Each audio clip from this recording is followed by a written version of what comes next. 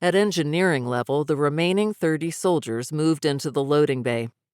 A row of empty clothing hooks lined the left wall.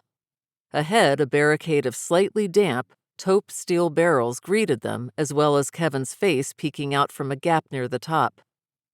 "Nice outfits," Kevin said. "Are you fellas here to tell us when Tara and Sasha are getting back? It's been a lot longer than we were expecting. We were told you might be coming, though." The lead soldier answered back, "We're here to ensure that the facility's operations are secure. In the interests of public safety, please remove the barricade." Kevin looked to the side to someone unseen behind the barricade and said quietly, "He's here for safety." "Yep, kinda how I saw it." Kevin turned back to the soldiers with a smile. "Yeah, no thank you.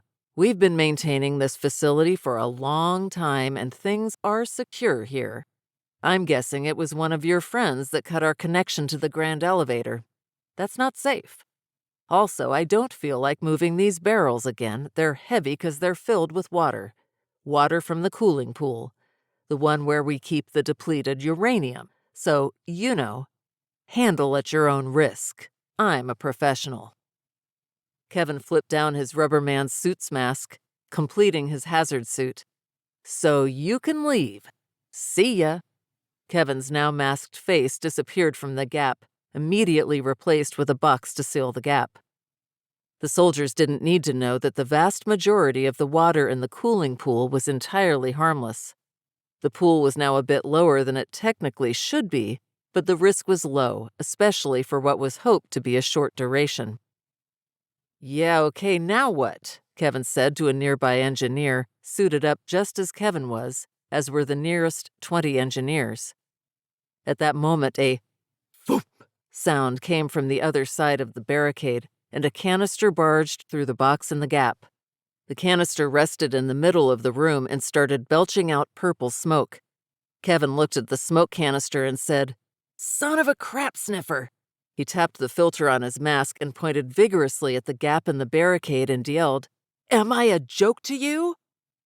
He picked up the canister, hands quite safe in his gloves, and shoved it back out the gap. "Guys, I think this is yours." He turned to the other engineers. "Okay, they asked for it. Let's do the thing, and then the other thing, same time." The soldiers were debating their next move when the lights went out. Before they could get their night vision goggles in place, they heard a half-dozen near-simultaneous blunt impacts right in front of them, along with the sound of tremendous rush of water. "Back! Into the lift! Radiation hazard!" yelled one soldier. "Damned feral caveman!" hollered another. As they fumbled, lights went back on. Sure enough, the 6 top barrels lay open at the foot of the barricade, their watery contents spilled toward the soldiers.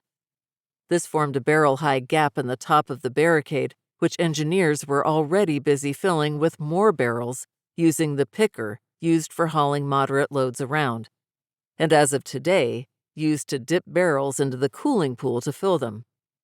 Lacking proper protective gear for radiation or a Geiger counter, the soldiers officially retreated and headed up on the grand elevator.